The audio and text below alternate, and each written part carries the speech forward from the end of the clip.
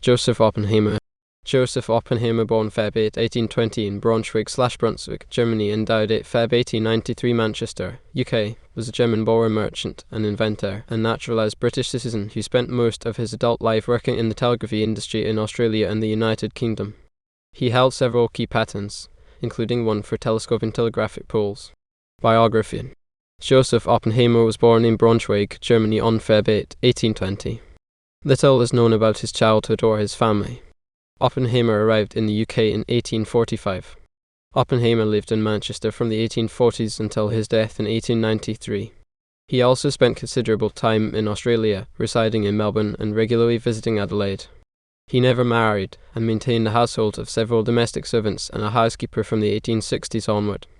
Oppenheimer quickly found his way to Manchester, where he joins a vibrant and growing German Jewish community which was focused predominantly on the textile industry, but also early manufacturing and technologies around telegraphy and railway. In England, Oppenheimer's social and business networks include key members of the German and Jewish community in Manchester, and he appears to have been a member of the Manchester Congregation of British Jews, one of the oldest Reformed Jewish communities in the UK, ultimately leaving them 200 in his will. Oppenheimer died in Manchester on his 73rd birthday in 1893. He is buried in the Southern Cemetery in Chorlton-cum-Hardy.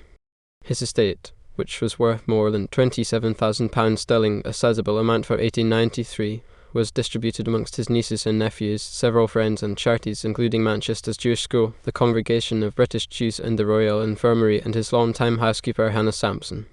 Career.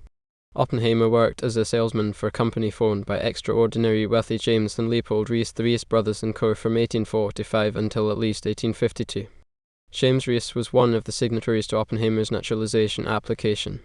In the 1850s, Oppenheimer was variously an agent for Mayer & Co. and Siemens and Halske, as well as in partnership with Siegfried Adolf Mayer and Hermann Hirsch 1850s Manchester and John Slater 1850s/1860s Melbourne. These companies all had various intersections with telegraphy, telegraph equipment and manufacturing. For instance, Hermann Hirsch was a civil engineer with at least one patent in telegraphy from 1861, the Commissioners of Patents Journal. United Kingdom, by authority, 1861, page 132. And of course Siemens, in its many guises, was at the forefront of telegraphy innovation. Oppenheimer's relationships with all these entities seems complicated, and partnerships were routinely dissolved. There is at least one mention in the Siemens archives about a fraught interaction between Oppenheimer and Siemens regarding a tender bid in Australia in 1857. In Australia, whilst Oppenheimer maintained a household in Manchester, he travelled regularly to Australia in the 1850s, 60s and 70s. Oppenheimer's first visit to Australia appears to have taken place in 1853 when he travelled to Melbourne on the P&O line. Initially, Oppenheimer was an agent for Mayes & Co. in Melbourne, where he tended for everything from waterworks and cast iron parts to telegraphy.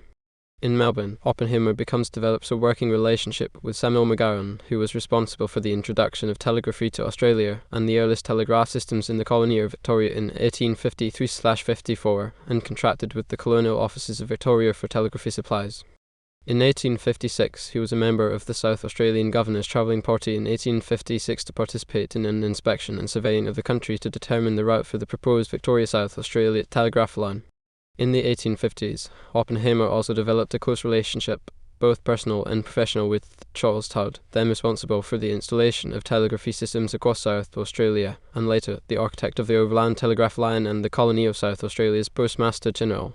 He counted amongst his close friends Samuel Deering, the long-time agent for the South Australian colony.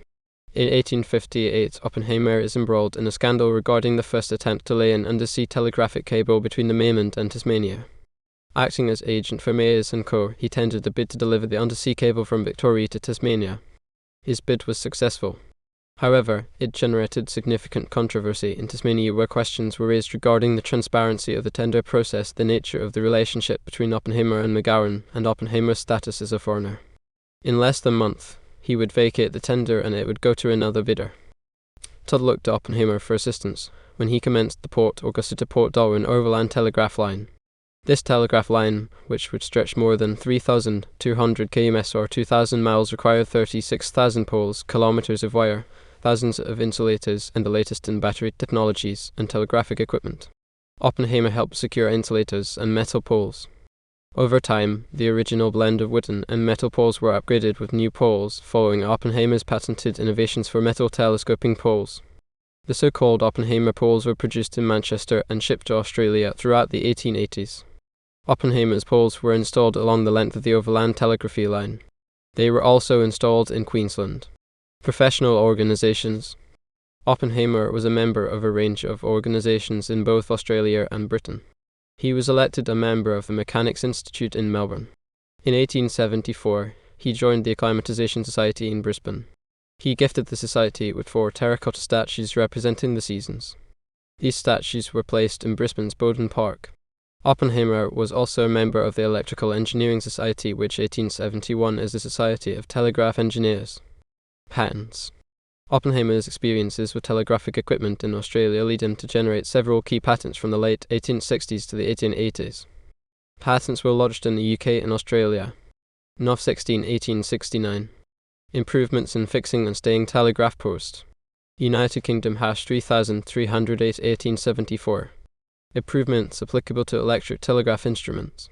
United Kingdom #3041 June 18, 1875. Apparatus for fixing telegraphy posts.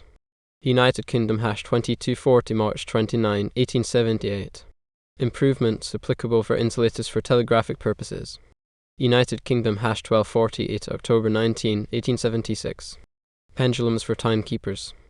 United Kingdom #4049 March 13, 1884. Improvements in telegraph posts. United Kingdom #4828 also lodged in South Australia. Patent 458. June 16, 1887. Fixing telegraph posts. United Kingdom #8708.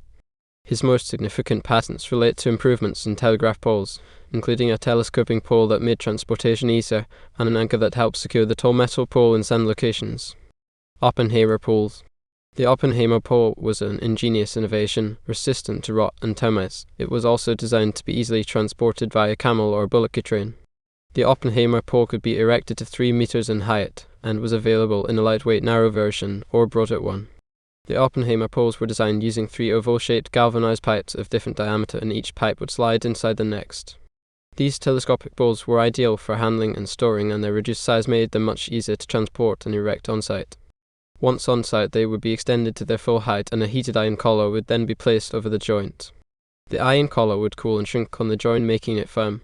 Prior to the poles being installed, cast iron base plates were fitted to the bottom of the poles to prevent them from moving. The largest remaining extant collection of Oppenheimer poles can be found in the Three Ponds Overland Telegraph Line Memorial Reserve 1085, which was gazetted in June 1962. They are significant to the territory as a remnant of the original line. The heavy galvanized iron telescopic Oppenheimer poles display a style of technology no longer practiced and are a symbol of human ingenuity in solving the problem of transporting large numbers of sturdy termite-resistant poles through an inhospitable country.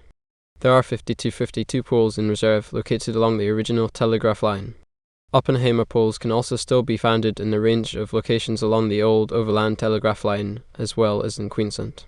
If you look carefully, you can also find Oppenheimer poles repurposed as flag poles, or in the case of the William Creek Hotel as veranda supports.